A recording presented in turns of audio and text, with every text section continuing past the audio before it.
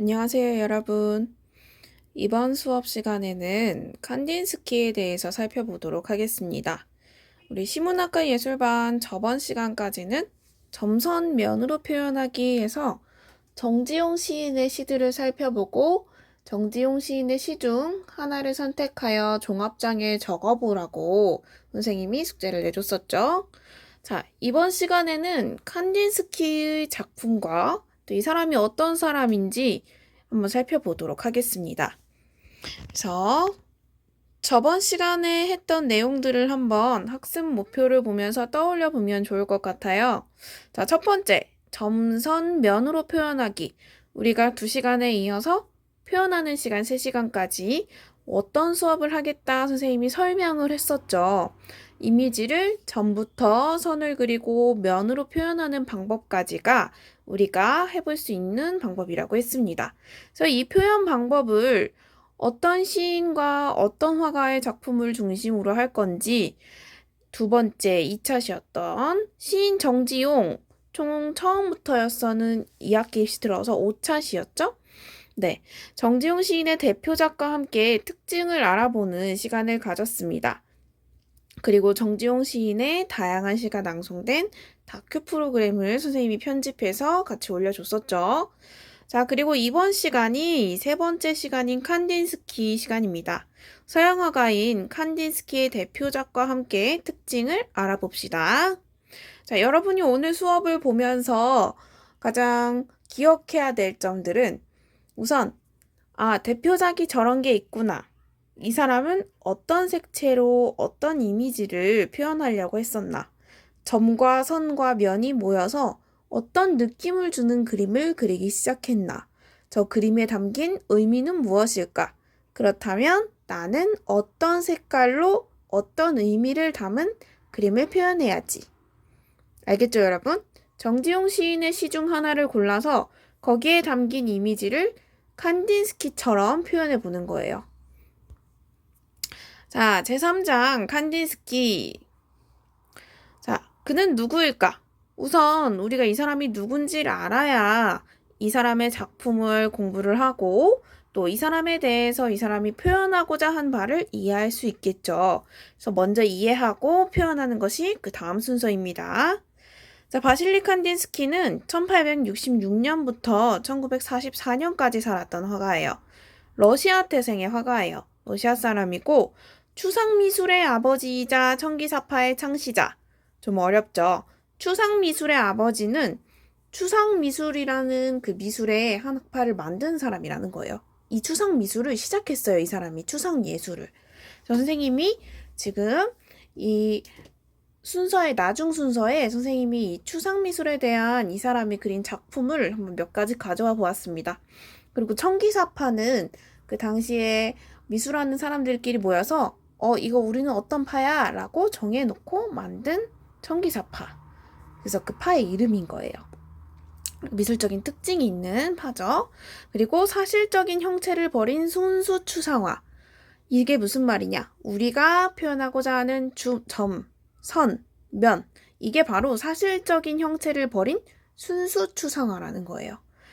왜? 형체를 그리려면 막 번지게도 표현하고 막 햇빛에 강렬하니까 햇빛의 그 작은 점까지 다 표현하고 다양한 표현법이 있죠. 미술에는.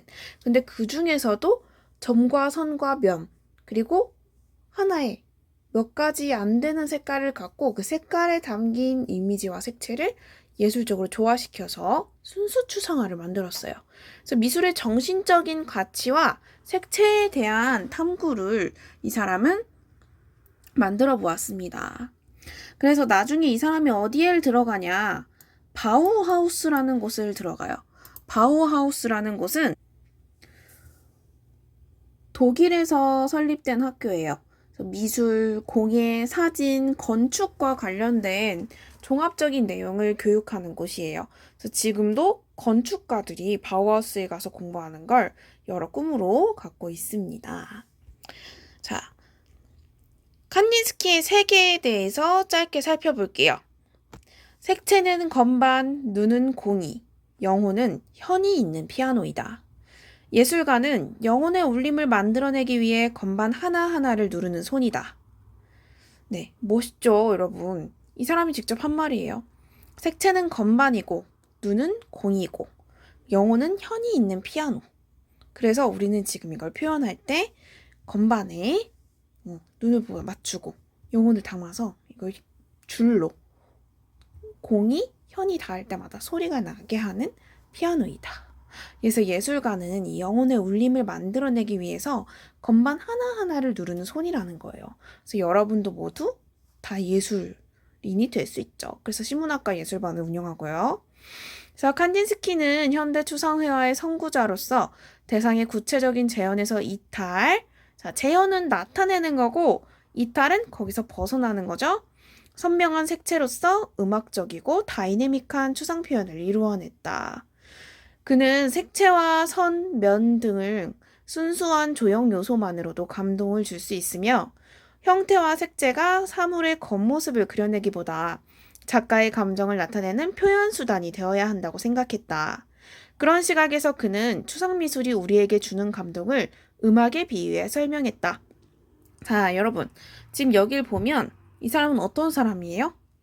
가장 단순하고 가장 정확한 모든 여러 표현법을 다 제외하고 딱 추상적으로 하나 원래 요소만을 남겨놓고 이 순수한 조형 요소만으로 우리가 예술을 표현할 수 있다라는 신념을 가졌던 사람이란 걸 주의해 볼 수 있겠죠. 자, 그래서 선생님이 이 사람의 대표작 5가지를 한번 가져봤어요. 자, 즉흥 이륙. 즉흥 이륙이라는 이 작품은 1912년에 만든 Improvisation 26, 네, 26.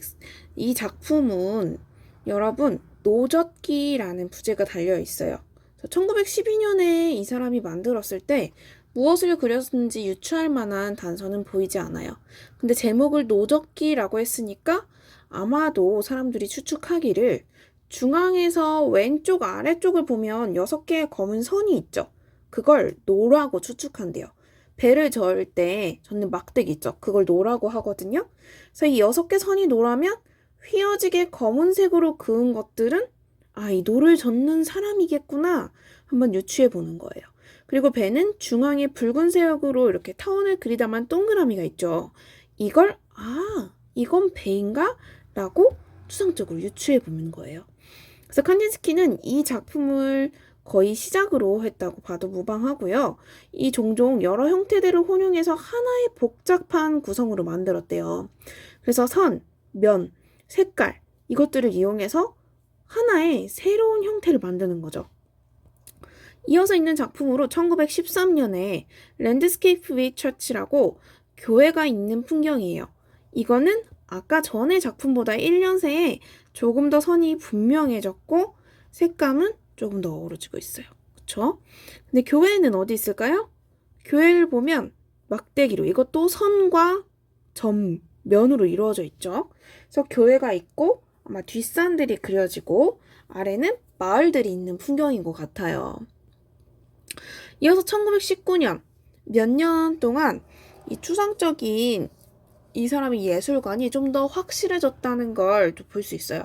이 컴포지션 넘버 218 여기서 선생님이 구성 218이라고 보통 읽는데 구성 218에서는 여기서도 마찬가지로 우리가 어떤 물체인지 정확하게 찝어낼 수는 없지만 점과 선과 면으로 구분하고 있고 선이 검은색으로 하나로 통일되어 있어요. 그리고 그 면 안에 색칠되어 있는 색깔과 번져가는 느낌 조금 더 이게 명확하게 구분되어 있죠. 그리고 그 아래 보면 뭔지는 알 수 없지만 약간 물고기랑 비슷한 형태를 한 게 보이죠. 그래서 무언가의 어떤 구성을 나타내고자 했다는 거. 그게 이제 추상화의 시작이었습니다. 그리고 구성 8번. 구성 8, 컴포지션 8에서 로마자로 표기를 했어요. 그래서 1923년에 이 작품을 내놨는데요. 방금 전에 있던 이 작품과 비교했을 때 조금 더 어떤 면과의 차이가 있나요? 여기에는 여러분 잘 보면 곡선이 많죠? 이 전의 작품도 곡선이 많아요. 근데 지금 1923년 작품에는 정확한 원과 직선 그리고 점들이 있죠. 점과 선과 면이 정확하게 다 구분되어 있어요. 어떤 걸 다 해체해 놓고 분리시켰을 때 그 원 요소만 남겨져 있는 것 같죠. 그래서 이건 구성 8번이라고 1923년에 발표한 작품인데 바실리 칸딘스키가 추상화의 아버지이다, 순수 추상화의 아버지다 라고 했을 때 이 구성 8번이 정말 많이 거론되는 작품이에요.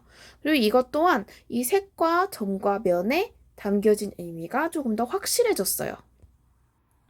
그리고 이건 1940년에 하늘색 스카이블루라는 작품이에요. 이건 아까 거보다는 좀 더 귀엽고 좀 더 현대적인 느낌이 들죠. 그래서 이 작품을 가장 대표작 중에 늦게 나온 작품들로 알고 있고요. 그래서 이 사람은 자신의 미술을 이론으로 또 정리한 화가이기도 해요. 그래서 예술에서의 정신적인 것에 대하여 라는 책과 점선면이라는 책도 남겼어요. 선생님이 좋아하는 책은 점선면인데 그 점과 선과 면 해서 이 책을 읽은 뒤에 이 사람의 작품을 보면 조금 더 많은 내용이 담겨 있음을 알 수 있어요.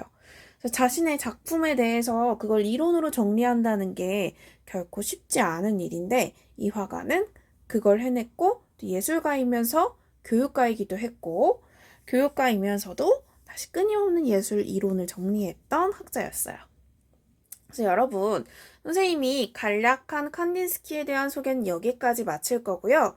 이어서 선생님이 보충 영상으로 제공하는 영상을 보면서 칸딘스키가 어떤 색깔과 어떤 요소들로 작품을 표현하려고 했는지 여러분이 거기에 표시를 해두고 정지용 시인의 시 중 하나를 골라서 나는 정지용 시인의 시 중 이 시구를 칸딘스키의 색채와 선, 점, 면 이 요소를 결합해서 어떻게 표현하겠다라고 생각하는 스케치를 종합장에 해두도록 합니다.